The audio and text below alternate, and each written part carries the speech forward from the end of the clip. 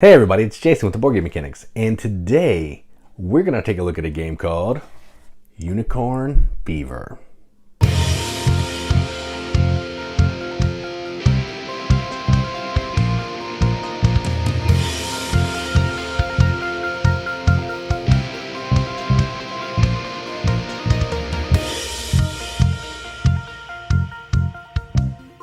Unicorn Fever is a game published by Horrible Guild from designers Lorenzo Silva and Lorenzo Tucci Sorrentino. Probably butchered those names, I apologize. Plays 2 to 6 players in 40 minutes or so. Effectively what this game is it's a unicorn racing game. You are betting on magical unicorns, trying to see if you can win the most bets to earn the most glory, which comes in the form of 4-leaf clovers. That's it. There's a little more to it than that. There's some action selection and some contracts and rolling some dice. But effectively, betting, racing the unicorns. Horses. It's hard to not say horses. Betting, racing the unicorns. That's enough talking. Let's go down to the table. Check it out. All right, so here's a game of Unicorn Fever, all set up for 2 players. So the first thing you're going to do is put the board out here. Then you're going to put all the unicorns on the appropriate space. You can tell which base they go on by the color of the base. Then each unicorn will get a card below them. There's one flipped. We'll get to why that looks different. Then you're going to shuffle 2 of the 5 different types of contracts together. So in this case, I've done witches and leprechauns and reveal 3 contracts. Then in a 2-player game, you're going to put the win tokens and the early show tokens for each color. The late show tokens will not be included. Then you're going to use the A and C tokens for all of the actions if they have an A and C. The B tokens are removed. So in this case, this is the only one that has a C. So there's only 1 of each of the actions, but 2 on this section. And then you're going to randomly put out the odds tokens, which I've done here. And green is the long shot here, last, which is why their card is flipped to the fever side. Gives them a little bit of a leg up when they're in the race. And then, based on the worst horse, worst unicorn to the top, you're going to take an ownership stake. So in this case, first player gets green because they're the worst. Second player is going to get orange. And then you'll give the first player the carrot, first player the sprint dice, and each player will get 20 gold and 5 magic cards in a 2-player game. All right. That's effectively the setup. Now, I'm just going to talk about, I'm just going to start playing and you'll kind of see how the game works. So the game's going to break down over 3 different phases. There's action phase, there's race phase, and there's payout. So let's just go ahead and start with the action. So on your turn, you're going to take an action from one of these sections here. There are place a win or a show bet, play 2 magic cards, or when that's gone, place a win or a show bet. Place a win bet and then put 2 glory on top of that. That'll make sense. Become first player, get 10 gold, play a magic card. Play 4 magic cards, which are these. And then get a contract for free, get a contract for 7 gold. All right, so that's kind of where we are right now. So on your turn, each player is going to take 3 of these. So we'll go 1, 1, 2, 2, 3, 3. Then we'll move on to the race. So the first thing that this player wants to do is they actually want to... Man, the green's a long shot. That would be nice. So they're going to play some magic cards. I think what they're going to do is do this one. They're going to take this one. They'll stay first player. They get 10 gold. So we get 10 gold here. And they're going to play 1 magic card. They're going to play this one. No one's going to know. They're going to play this one and they're going to play it on green. So they're going to put it on green. It goes face down and you kind of splay them out so we can see what's going on. And that's their turn. Then it'll go to that player. They're going to do something. They're going to take a contract. So they'll take a contract. These tokens can just go away. And I think they're going to take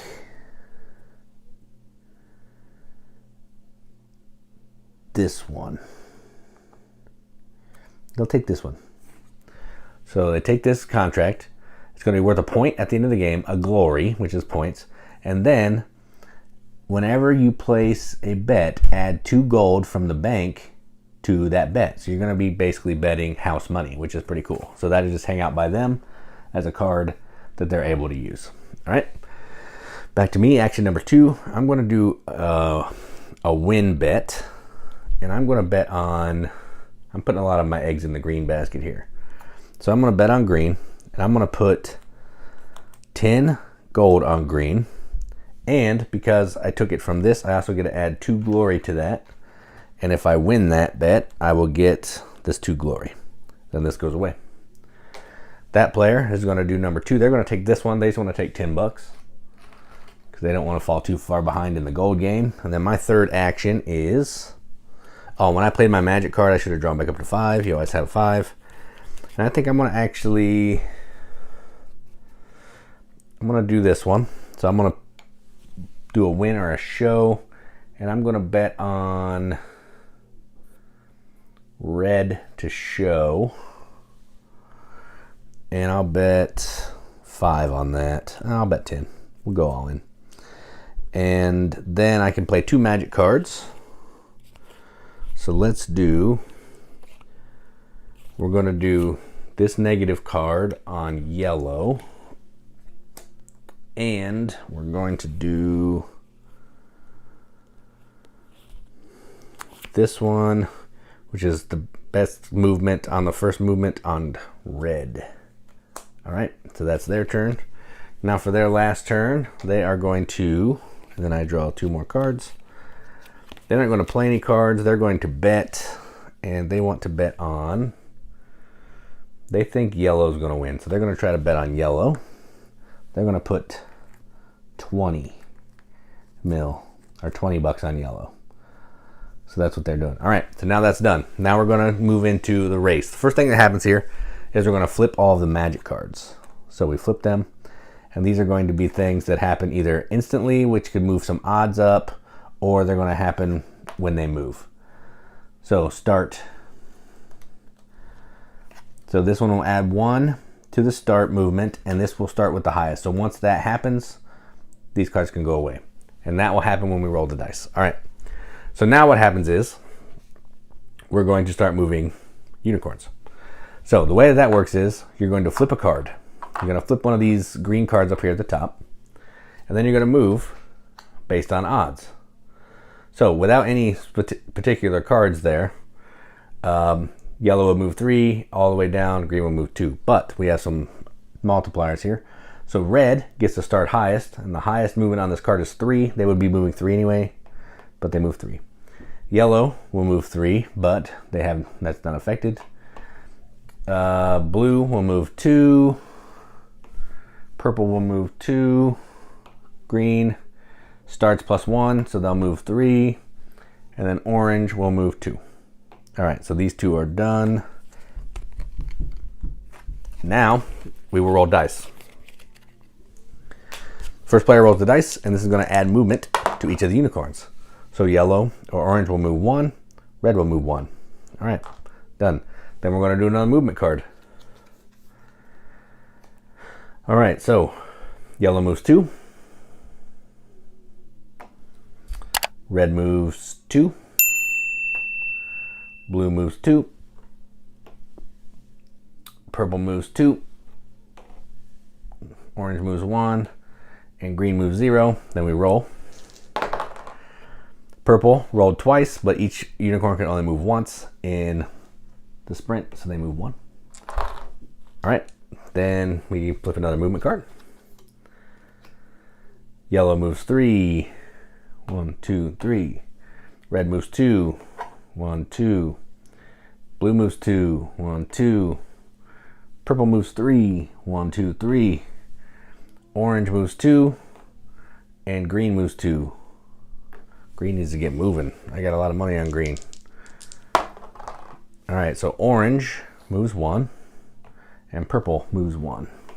Man, yellow has the no sprint there, but I can't roll yellow. All right, next movement card. We keep going until all of the unicorns have crossed the finish line. And now we have yellow moving 2. Red moving 2. Blue moving 3. 1, 2, 3. Purple moving 3. 1, 2, 3. Oh, they finished the race first. Yeah, orange moving 2. Green moving 2. Now we roll. Orange moves 1. Red moves 1. All right, so purple has finished the race. They come up here to let everybody know that they got first place. All right, then we keep going. We're getting closer. Then we come here. Yellow moves 3. 1, 2, 3. Red moves 3. 1, 2, 3. Blue moves 2. Purple is already finished. Orange moves 2. Green moves 2. Then we'll roll. Yellow has no sprint, so they don't get a move. But blue gets to move 1, so they have crossed the finish line. So if there's a tie here, we'll sort that out in a minute. So red gets second. Then yellow is the next highest. Then orange and blue are tied, but blue is higher up in the odds, so they beat that. And then orange. Then we'll flip another movement card. Green's moving 1. And no movement there. And then, you probably don't need to do this, but they finished. And there they go. So they're now finished. All right. So now all the unicorns are finished. Purple got first, red got second, yellow got third. All right. So the way that the payouts work is you're going to get your bet. So I bet that green would win. Green did not win. So I lose all this stuff. So I lose the money. I don't get the glory. That stinks. All right. And then this just goes back. All right. Then I bet that red would get second or third. Got that. When you win a show bet, an early show bet, you get 3 glory. So I get 3 glory and I double my money. So now I'm going to be getting 20, which is not bad. All right. And then this goes back. There's one thing I forgot to do before we started, but that's fine. I'll go over that in a second.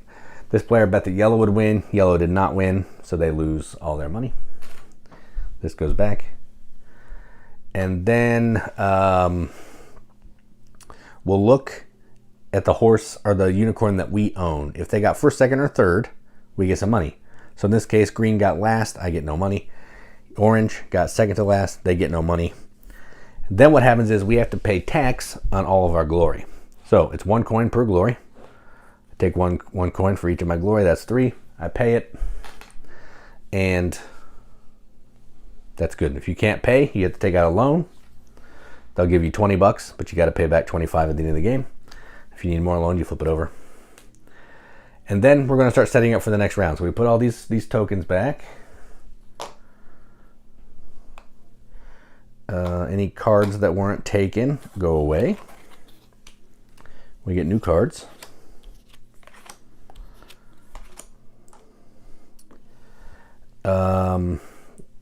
We will reset these back down here. The unicorn that is the lowest in odds, or who came in last, becomes the new fever unicorn, and that is green. So green is still fever. Then we're going to look at, oh shoot, I didn't mean to do that. Hang on.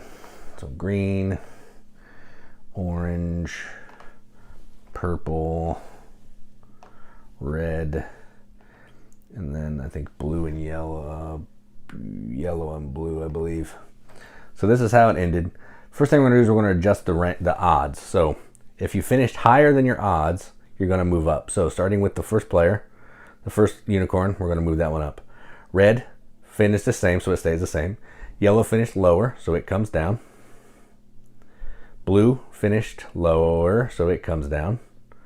Orange finished the same, green finished the same. So these are the new odds. There's now no favorite because everybody did worse than they were supposed to. Then we can bring these back down. We'll do this, and that. Green still stays the fever. And we do that all again. We're going to play through 4 races. Then whoever has the most glory at the end of all that, meaning here, is the winner. Money at the end of the game does nothing other than trade in 20 for a glory. So money is basically going to be used to bet, to win, to get glory, and then to spin at the end for glory. Now, one thing I didn't show you in a 2 or 3 player game, I think maybe just 2 player game, before you start racing, you're going to roll one of these dice, and you're going to take away the win, so you have less stuff to bet on. Then you're going to roll the other one, and you're going to take away the show, so you have less stuff that you can bet on. I didn't do that in the initial thing, but I wanted to show that just so you know what's going on. Then you'll shuffle all these cards up. You always have all the cards available for movement, and you'll keep going. So that is how you play Unicorn Fever. Let's go to the top. See what you think about it. All right, well, that was Unicorn Fever. So first off, let's talk about the components. I'm not going to show you the board because you saw it, but man, it's bright and colorful and rainbow-licious. This is an awesome,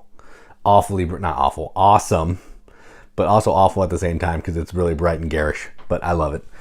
These unicorns are fantastic.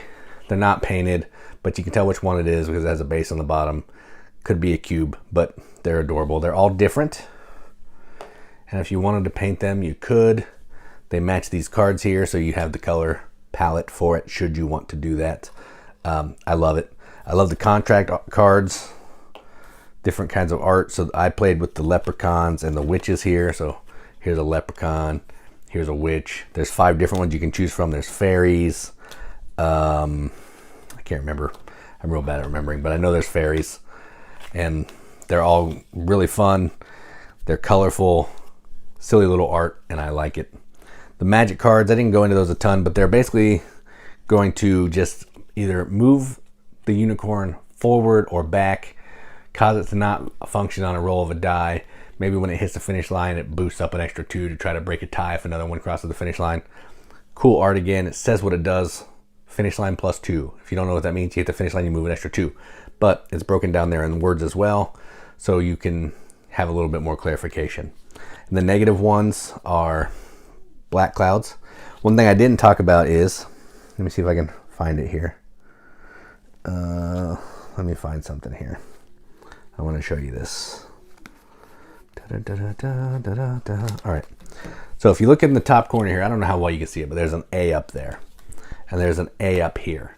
So an A negative card is going to counteract an A positive card. So if you ever flip 2 cards that are both A's and you see one's a negative and one's a positive, they just immediately go off the unicorn.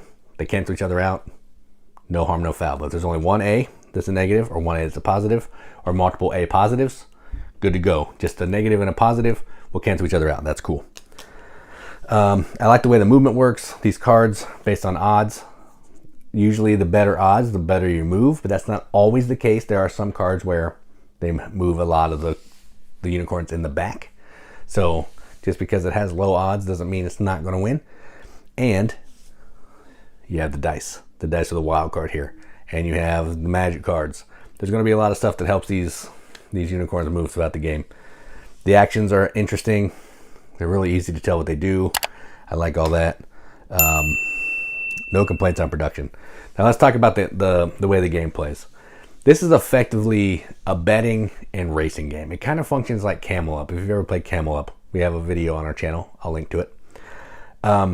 You're spending majority of the game trying to figure out which camel is going to either be in the lead for the round or win the whole entire race. That's kind of the same thing here. You're trying to put your money on the unicorn that you think is going to win or get second or get third, so you can get glory. You win the game by glory. If you're not making winning bets, you're not getting any glory. I mean, you could get some from contracts, but you can only get like a couple of those a game. You're not going to win that way. So you're betting, trying to be successful, winning glory. That's it. The more money you get, the more you can turn anything into the game for glory. 20 bucks gives you glory. If you have loans, you can't win. If everybody has loans, if there's a tie with the least amount of loans, then it's glory, breaks the tie. If there's a tie with glory, it's money. So basically, you want to have the least amount of loans, a la Martin Wallace. Loans are bad. It's pretty easy. Now, I think some of the stuff gets bogged down in this action part. I think taking 3 actions a person is a long time when you really want to get to the racing, but they're not terrible. They don't take that long. This one's probably the longest one, playing for magic cards. That'll take a minute, but this one, place a winning bet, put 2 glory on that bet, easy. First player, 10 bucks, 1 magic card, not hard. Take a contract, not that difficult. So most of the actions are easy. I just would rather get to the racing faster. Another thing I wish it said that if you win this bet, you get 5 glory. If you win this bet, you get 3 glory. And on the late stage one, the late show, you would get 2 glory. Doesn't say that. You got to remember it and look in the rule book. Not a big deal, but it would have been nice. So overall, I'm pretty happy with this game. It's not my favorite racing game. I'd probably rather play Camel Up or Homestretch, but this one looks a lot better than those. It has brighter colors, looks more inviting, and it's definitely one that I would love to play at the full player count because the chaos would be insane. I've only played it at 2. Not the best at 2 players, but I can see where with more players playing Magic cards, more people betting on the unicorns, it would be a blast. So all that being said, I'm going to give this a BGM Accept the Seal. I'm going to give this a 7 out of 10 on BGG, which is a 3.5 wrenches on our arbitrary wrench scale. That means absolutely nothing, but we like to give it the games that we enjoy, and that's what I'm going to do. So that is Unicorn Fever from Horrible Guild. I'm Jason with the Board Game Mechanics, and as always, keep gaming.